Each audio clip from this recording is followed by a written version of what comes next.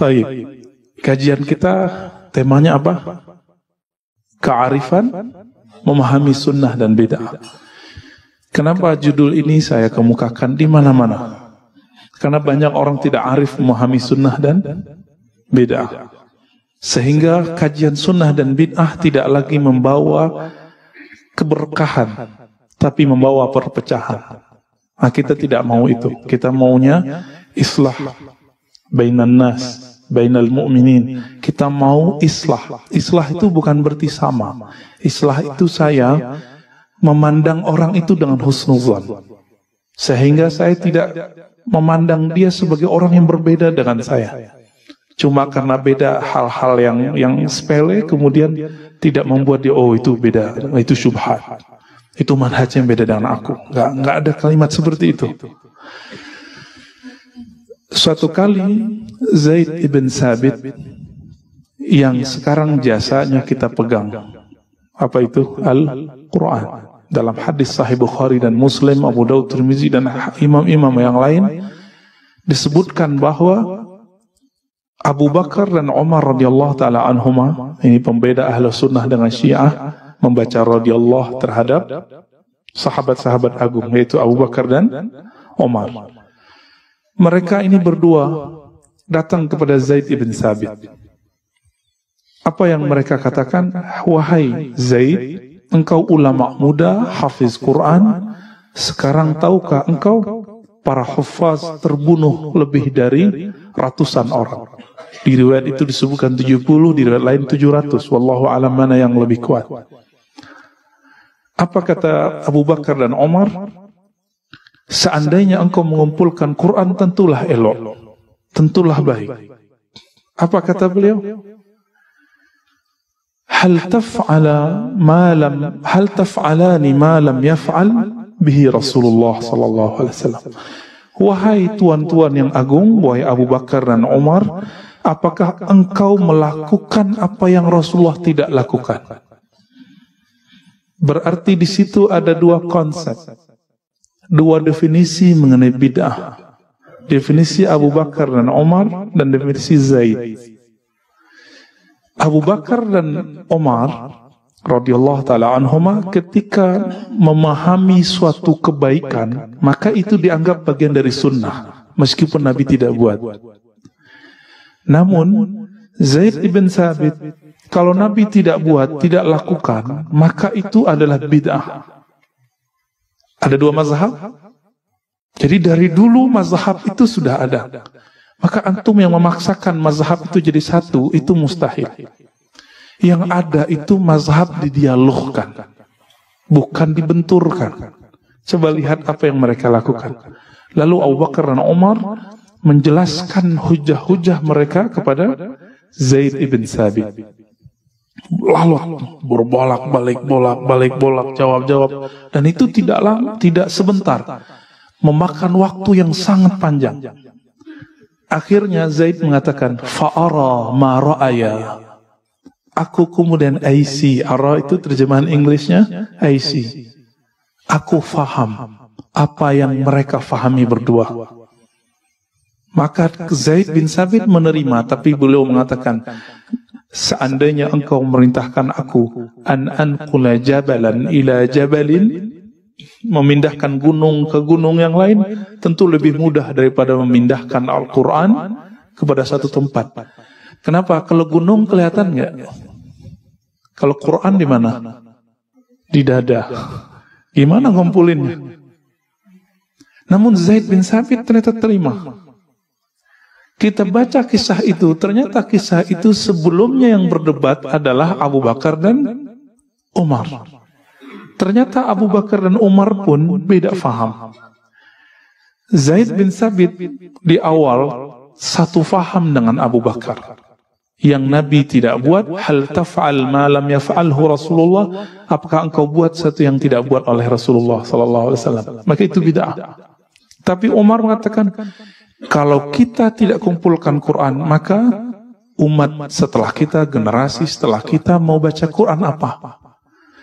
Maka beruntunglah antum, karena bid'ahnya Umar, kita masih dapat baca Quran. Dan sekarang udah jadi Android ya.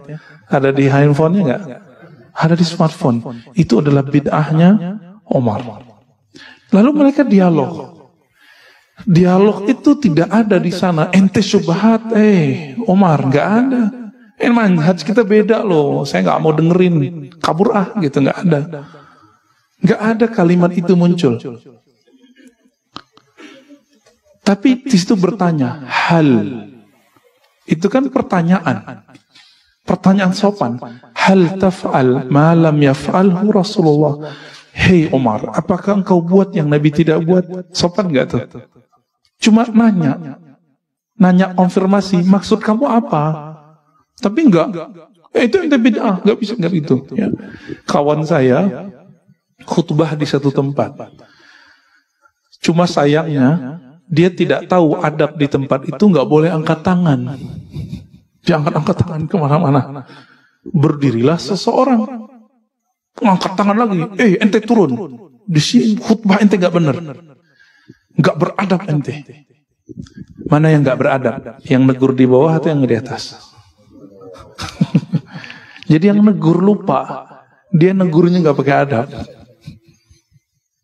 Seharusnya gimana caranya? Tunggu selesai dulu, dia qadha dulu sholatnya. Kalau memang dia nggak yakin sahih, dia sholat zuhur dulu, habis itu baru dia ajak ngobrol tuh orang. Atau selesai sholat, dia ajak langsung ngobrol, bukan berdebat, tapi berdialog. Jadi teman-teman semua, ini yang kita sebut piknik. Ternyata pemahaman yang sempit itu bisa dipiknikkan. Maka selamatlah antum yang suka piknik. Yang ngajinya bukan kepada satu orang. Amalkan sikap Abu Bakar dan Umar. Adakah yang lebih mulia dari mereka setelah Rasulullah SAW? Gak ada. Nabi mengatakan apa? Iktadu bisyaykhaini. Ya. Hendaklah kamu iktida, mengambil qudwah dengan dua syekh yang hidup min ba'di, setelah hidupku. Ini pesan Rasulullah SAW. Kenapa Nabi nggak sebut Ali? Ali bukan syekh. Syekh itu artinya tua, orang tua. Kalau Ali lain lagi, ana madinatul ilmi wa aliyun wa abuha, riwayat Imam Tirmizi. Kalau Utsman lain lagi. Kalau Umar disebut dengan dua model. Disebut dengan muhaddas. Muhaddas bukan ahli hadas.